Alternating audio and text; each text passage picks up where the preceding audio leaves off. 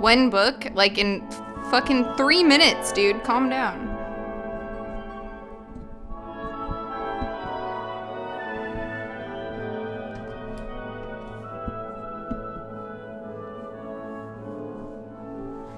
It is my first book stream with the new camera. Seems good.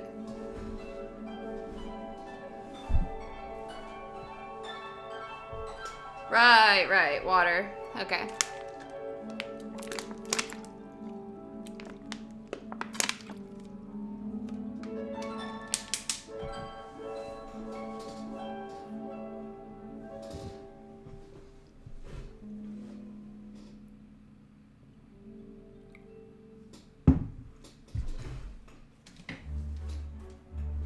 Everyone comfy?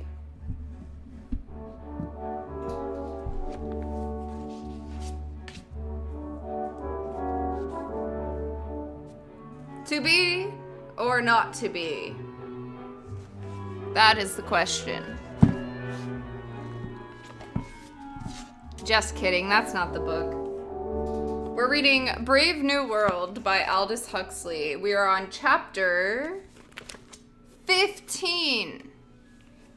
15 out of 18.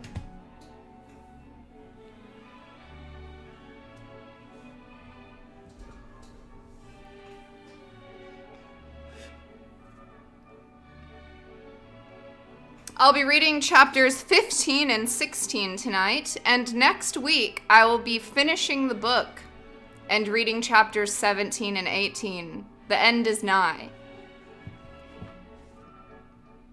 To summarize, if you need a summary, we're reading Aldous Huxley's Brave New World.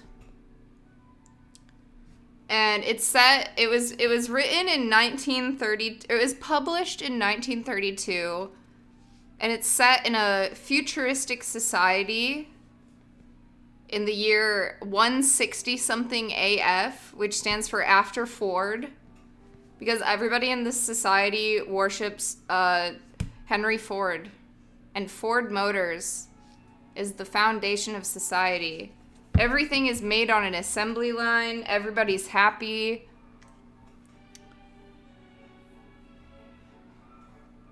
It's basically communism.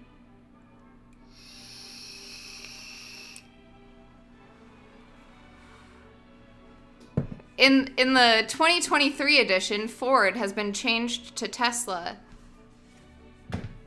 But not in that way. Not in the cool way.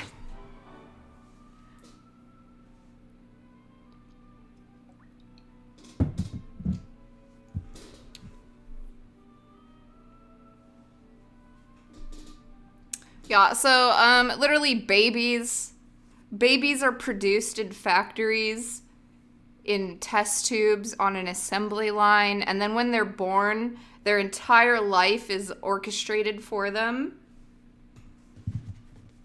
And we follow a few characters who work in the bottling plant, the baby bottle pop plant, the baby bottling plant. And their names are Bernard Marx, who is an Alpha Plus, which is the highest order of society, obviously. He's an Alpha. Bernard Marx is an Alpha Plus, and he has a crush on an Alpha named Lenina, and they all make babies, but not literally. I mean, literally. They literally make babies all day. That's their job. On an assembly line. They're just, like, putting embryos into test tubes and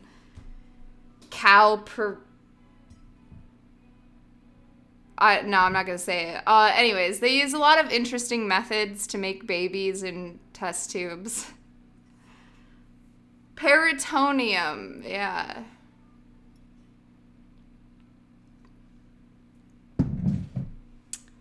And Bernard and Lenina went on a date. And they met, oh, I forgot to put the warning up. Warning, extreme racism.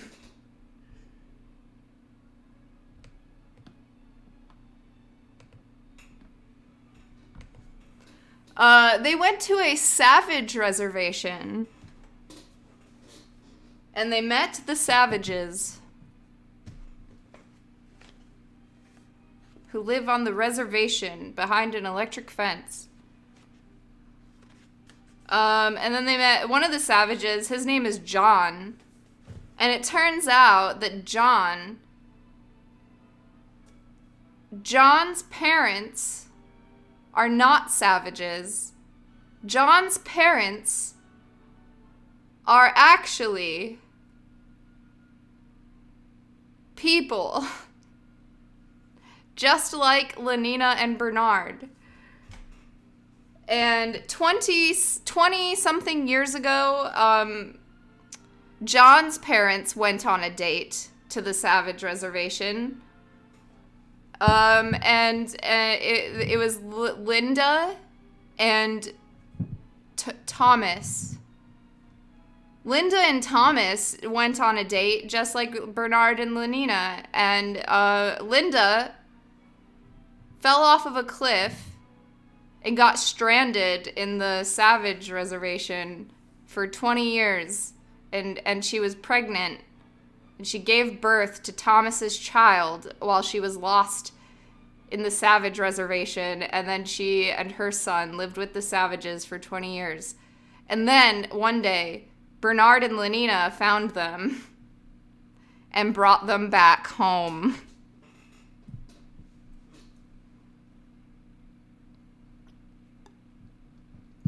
And where we left off last week, Lenina was hitting on John, because Lenina's a huge slut. But she really likes John. And in this society, everybody sleeps with everybody else.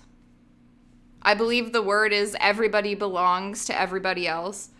So in this society, like, sleeping with someone doesn't even really mean that you like them. It's just something that you do. And Lenina really wanted to sleep with John last week, and John started quoting Shakespeare and also pushed and hit her when she tried to have sex with him. The man did that, not the woman. So John freaked out. He hit Lenina. He screamed Shakespeare verses at her, called her an impudent strumpet, and then he got a phone call, and his mom was dying in the hospital from an overdose. So he went to the hospital and said goodbye to his mom, and then he got mad at his mom, because his mom was, like, dying and, like, hallucinating, because she was on drugs. She's, like, that's what killed her anyways. And he went to visit his mom in the hospital, and his mom called him the wrong name. His mom called him his stepdad's name. She was like, "Oh, your stepdad. What a wonderful time we're having." And John got really mad at his mom for calling him his stepdad. So then he shook his mom and, like, he slapped his mom, and then his mom died.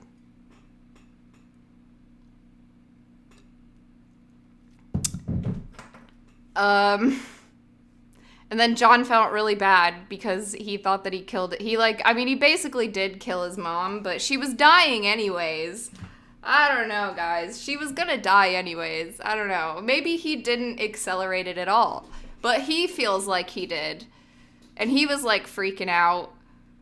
And then a bunch of little kids who were on, like a field trip and visiting the hospice, a bunch of little snot-nosed kids came in and they, like, laughed at him and called his mom fat. And that's where we left off.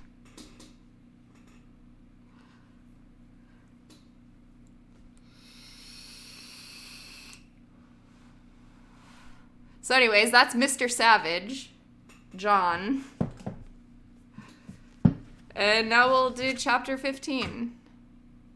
This book is Goobers. Oh, if you'd like to read along, exclamation, oh no, the commands aren't working. Does anyone have the link? We had a PDF to read along, but everything's broken today. My alerts don't work. Okay, thank you. Praxematic, thank you for posting the PDF. Uga, thank you for posting the PDF. If you'd like to read along with us, if that's your thing, you can click on that link and it'll take you to a PDF version of the book. We're on chapter 15. If you just go into the index and click on the chapter, it'll take you to the chapter. If you'd like to catch up on any chapters that you've missed, the entire book so far is in my my channel videos. There's a whole playlist.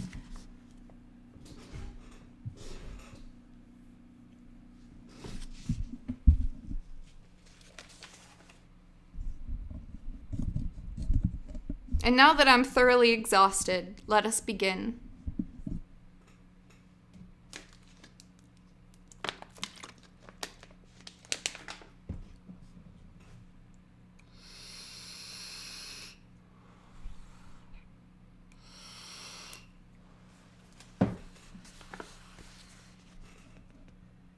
Chapter 15.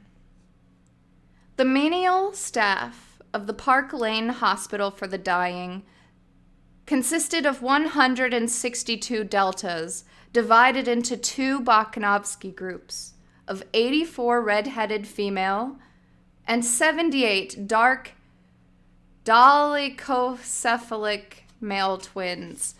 Okay, I gotta find out what that word means. I feel like it might be really bad. Oh, okay. Having a relatively long skull. Typically with the breadth less than 80 or 75% of the length. Okay. Oop. Okay, really long-headed people. They got big old domes.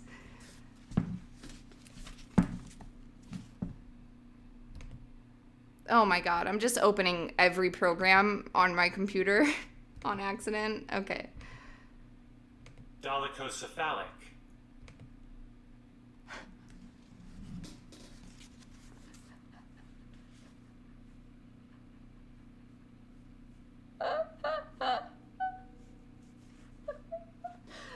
He said goober.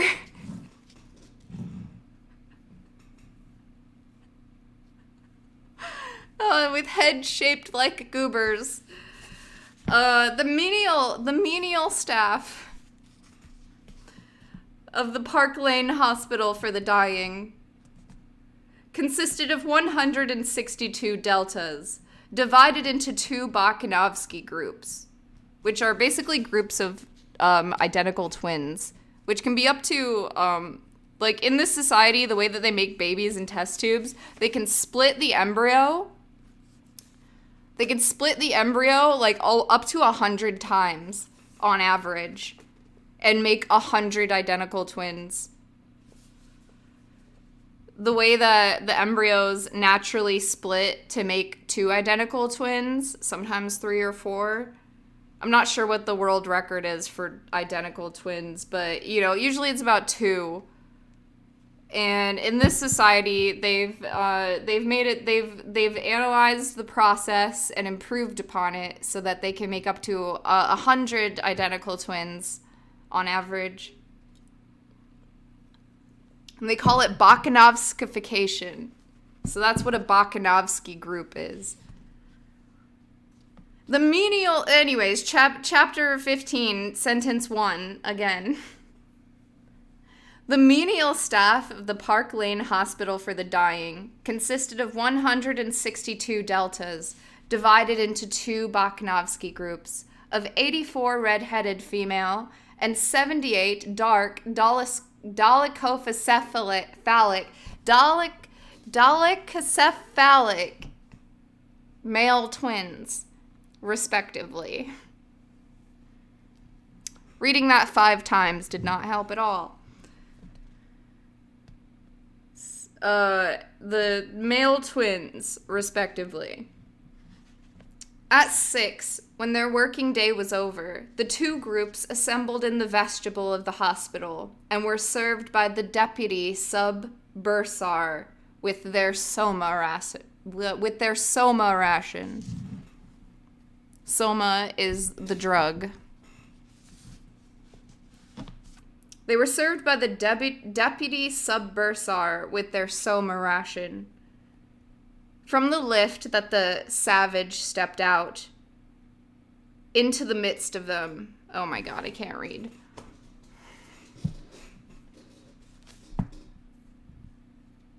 From the lift, the savage stepped out into the midst of them.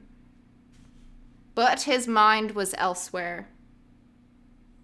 It was with death, with his grief, and his remorse. Mechanically, without consciousness of what he was doing, he began to shoulder his way through the crowd. Who are you pushing? Where do you think you're going? High, low, from a multitude of separate throats, only two voices squeaked or growled, repeated indefinitely, as though by a train of mirrors. Okay, this is super hard to read, I gotta tell you guys.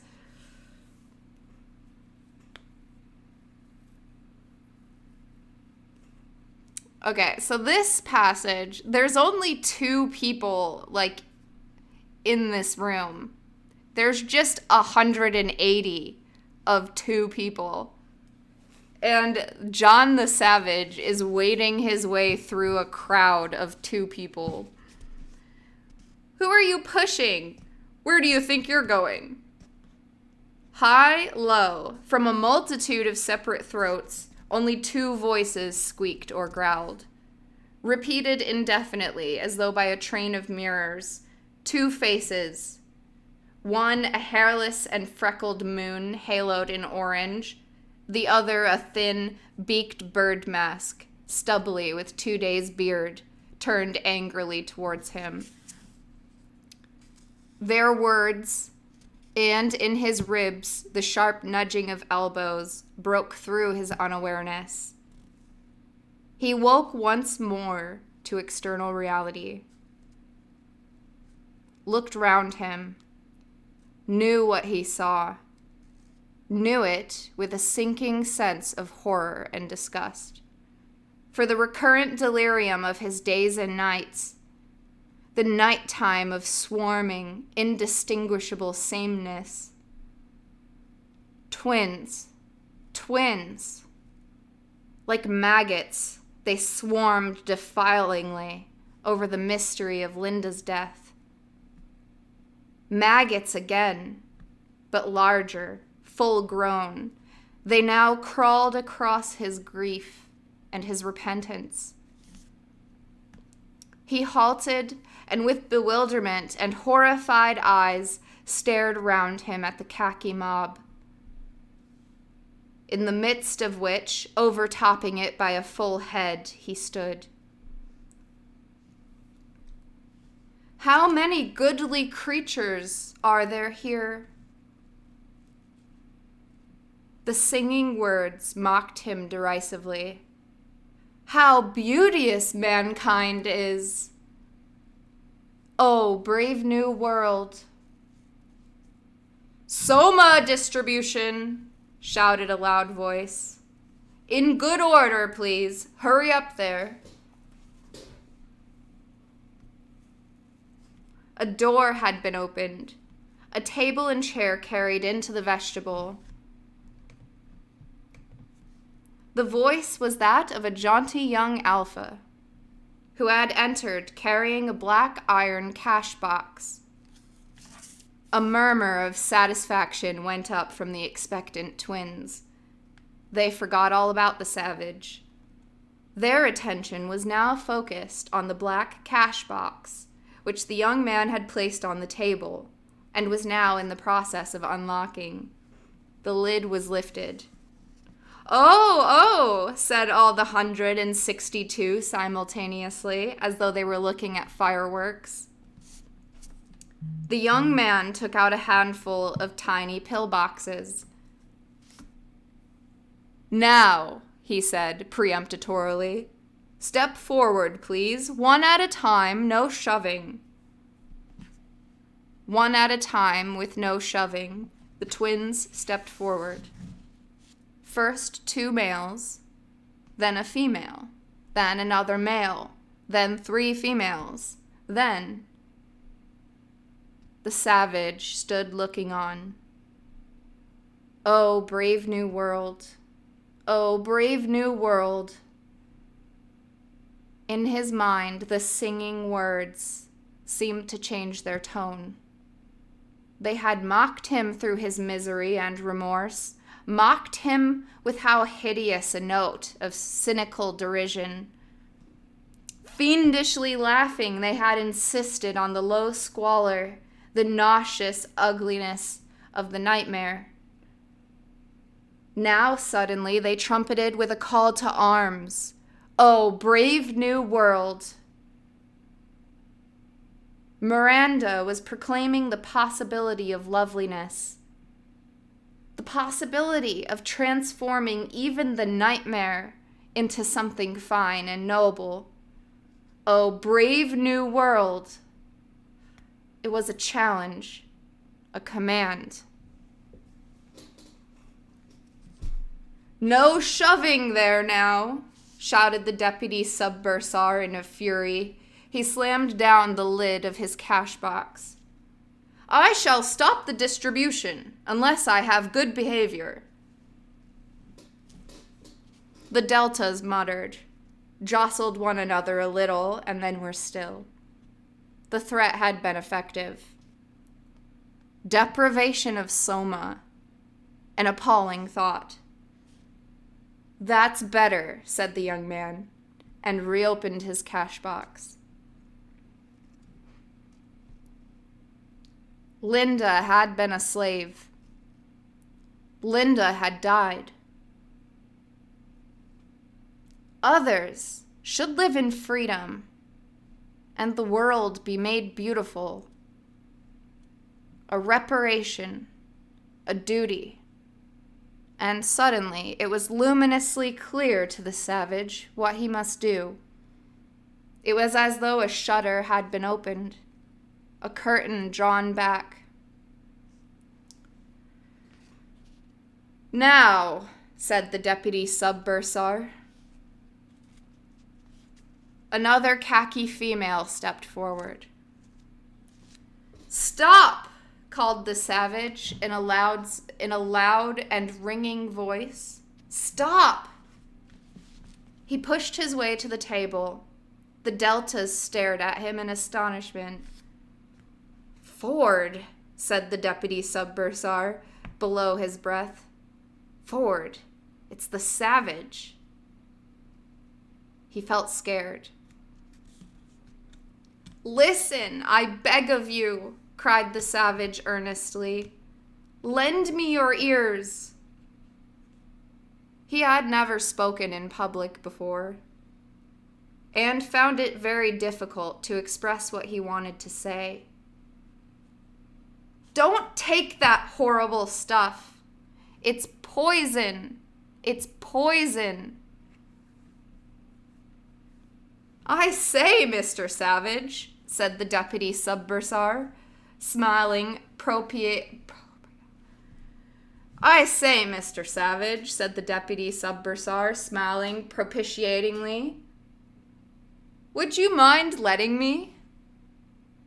It's poison to the soul as well as the body. Yes, but let me get on with my distribution, won't you? There's a good fellow. With the cautious tenderness of one who strokes a notoriously vicious animal, he patted the savage's arm. Just let me. Never! Cried the savage. But look here, old man. Throw it all away. Throw it away, the horrible poison. The words, throw it all away, pierced through the enfolding layers of incomprehension to the quick of the delta's consciousness. An angry murmur went up from the crowd. I come to bring you freedom.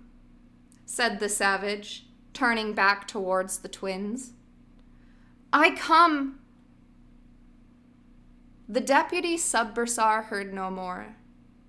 He had slipped out of the vestibule and was looking for a number in the telephone book.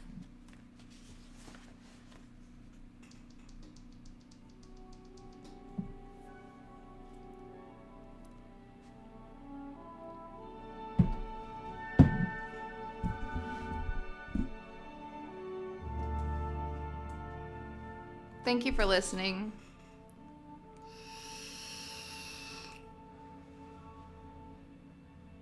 And thank you for the follows.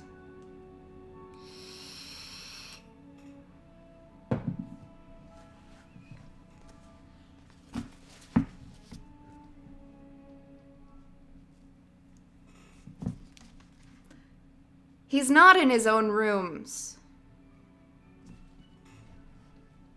Not in his own rooms, Bernard summed up.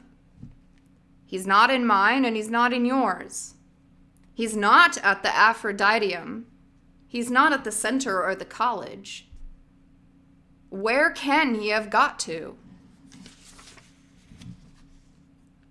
Helmholtz shrugged his shoulders. They had come back from their work, expecting to find the savage waiting for them at one or the other of the usual meeting places, and there was no sign of the fellow. Which was annoying, as they had meant to nip across the Biarritz in Helmholtz' four-seater sporticopter. They'd be late for dinner if he didn't come soon. We'll give him 5 more minutes, said Helmholtz. If he doesn't turn up by then. The ringing of the telephone bell interrupted him. Oh yeah, everybody flies around in helicopters. And Helmholtz is Bernard's best and only friend, because Bernard's a bit weird, but I didn't have enough time to say all this stuff. You should have been paying attention. Anyways, Helmholtz is an actual Alpha Plus. He's not weird like Bernard is, but he's friends with Bernard. And then they're also friends with the Savage after they met the Savage together, sort of. You know what I mean? Like, they're all friends now. So Helmholtz shrugged his shoulders. They had come back from their work, expecting to find the Savage waiting for them at either one of the usual meeting places. And there was no sign of the fellow, which was annoying, as they had meant to nip across the Biarritz, I don't know how to say that word. They had meant to nip across the city in Helmholtz' four-seater sporticopter, which is like a sport car helicopter. They'd be late for dinner if he didn't come soon. We'll give him 5 more minutes, said Helmholtz. If he doesn't turn up by then. The ringing of the telephone bell interrupted him. He picked up the receiver. Hello? Speaking. Then, after a long interval of listening, Ford in Flivver, he swore. I'll come at once. What is it? Bernard asked. It's a fellow I know at the Park Lane Hospital, said Helmholtz. The Savage is there. Seems to have gone mad.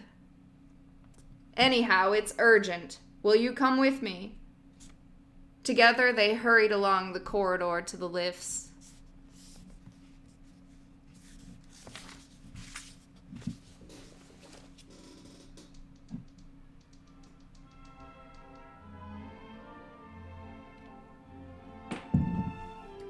Why is there a hospital in their society if it's perfect? Because people still die? I mean, I understand. I think your question is genuine, but good lord, is it stupid? Okay, well, it's not perfect in the sense that you would say, like, perfect, like heaven. It is perfect, though, but not like heaven. People die, and they mostly don't get sick. There's, like, 2 things you can get sick from anymore.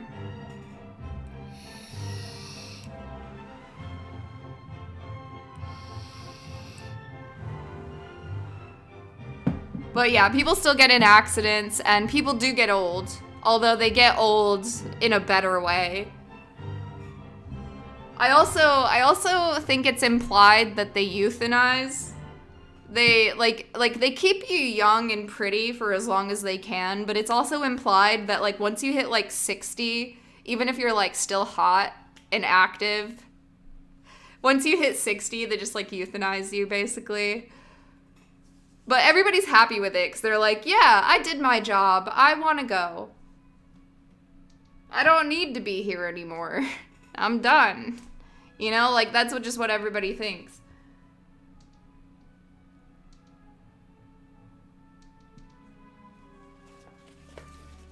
And they all visit the hospitals and like look at dying people when they're kids, and they get to eat like donuts. They call it death conditioning, where you like eat donuts and you go to hospice.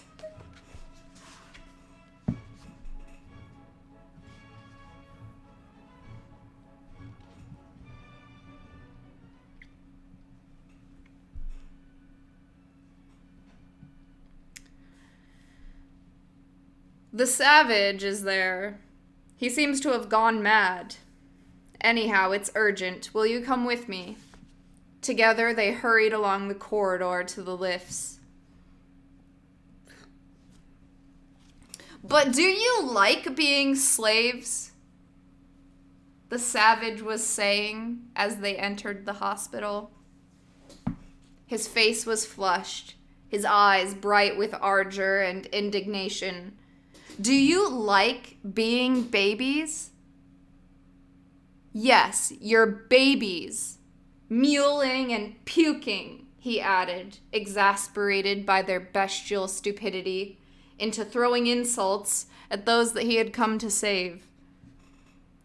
The insults bounced off their carapace of thick stupidity. They stared at him with blank expressions of dull and sullen resentment in their eyes. Yes, puking, he fairly shouted. You're all puking babies. Does that make you happy? He fairly shouted. Grief and remorse, compassion and duty, all were forgotten now, and as it were, absorbed into an intense, overpowering hatred of these less than human monsters. Don't you want to be free and men? Don't you even understand what manhood and freedom are? Rage was making him fluent. The words came easily, in a rush. Don't you? He repeated, but got no answer to his question. Very well then, he went on grimly. I'll teach you. I'll make you be free, whether you want it or not. And pushing open a window that looked to the inner court of the hospital, he began to throw the little pill boxes of soma in handfuls out into the area.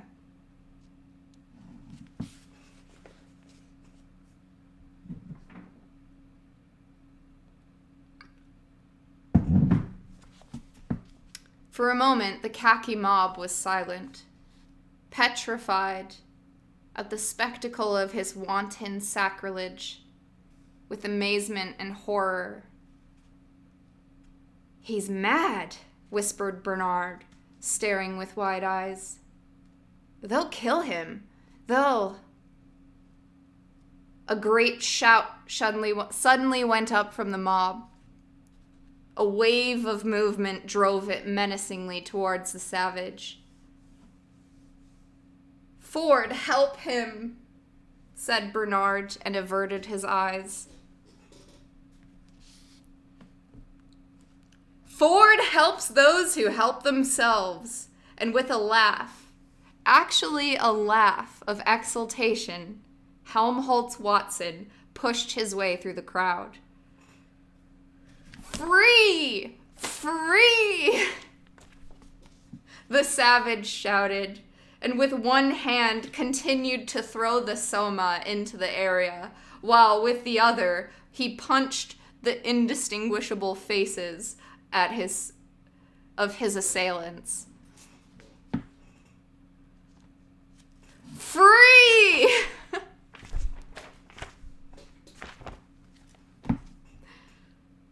And suddenly there was Helmholtz at his side. Good old Helmholtz!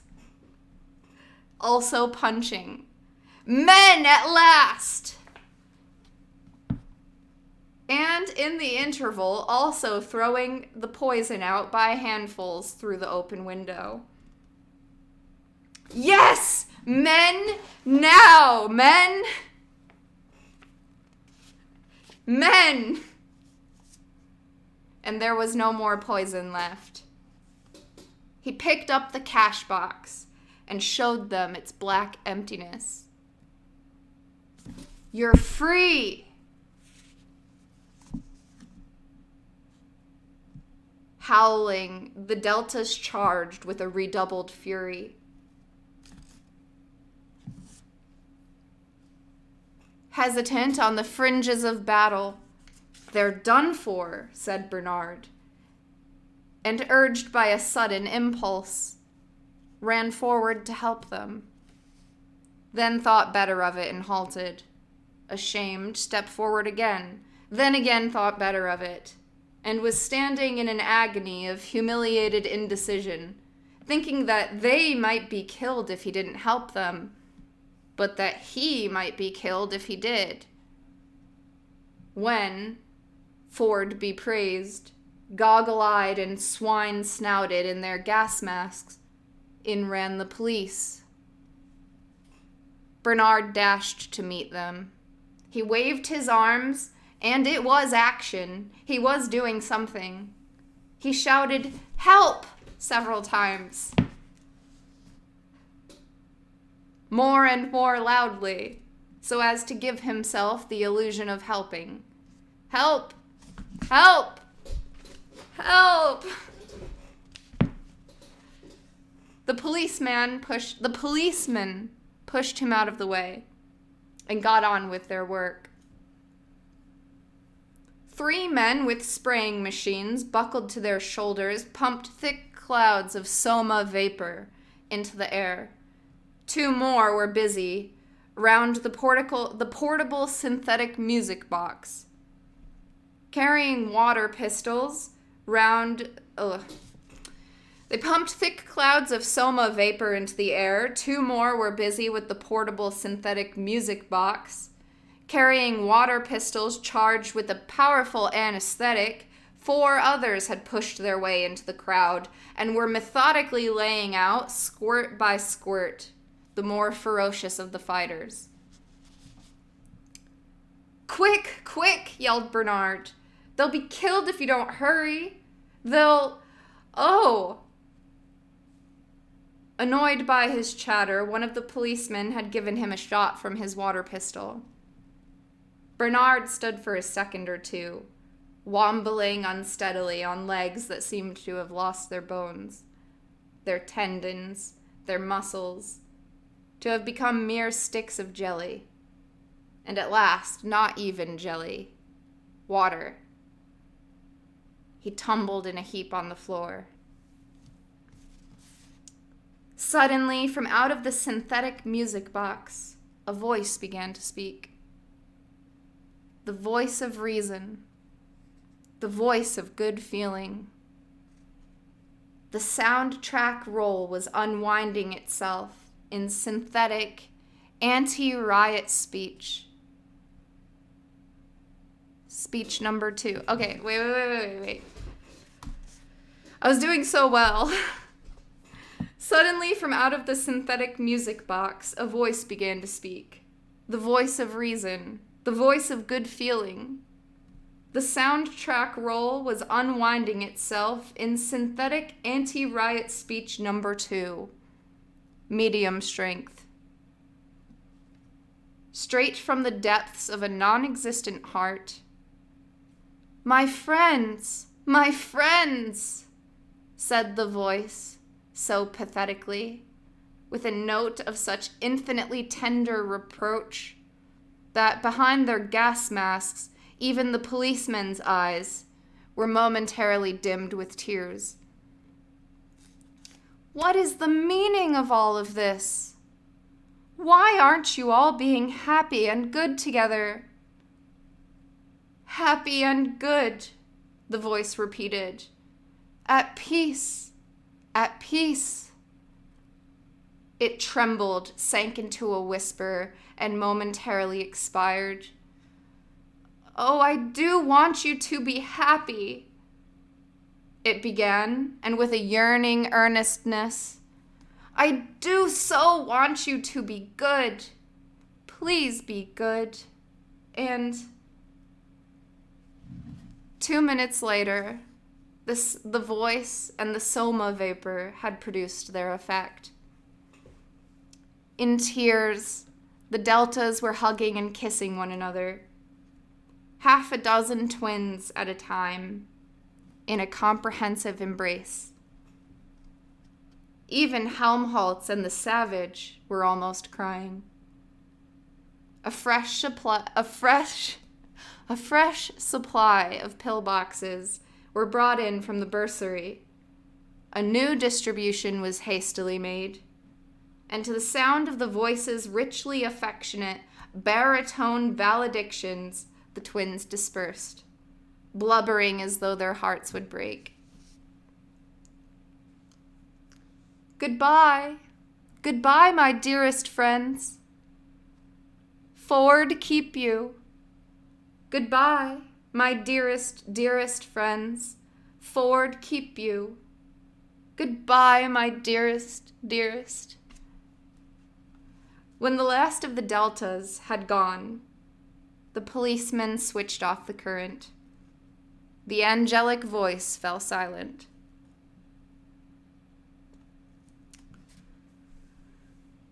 Will you come quietly? Asked the sergeant. Or must we anesthetize? He pointed the water pistol menacingly.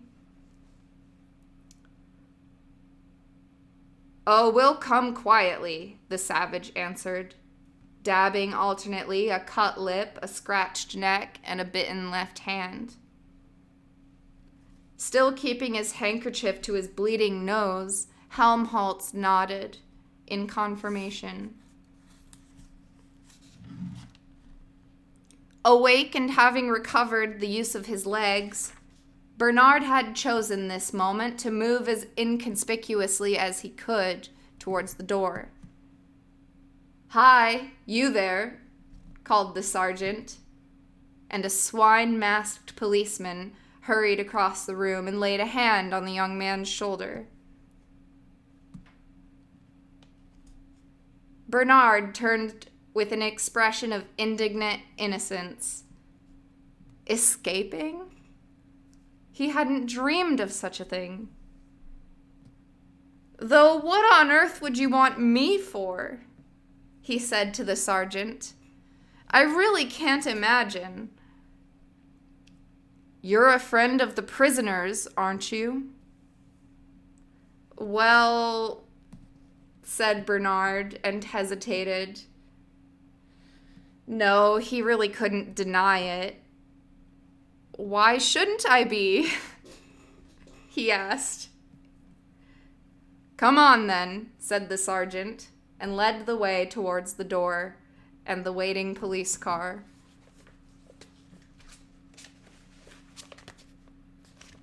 And I have to pee, so we'll read chapter 16 when I come back.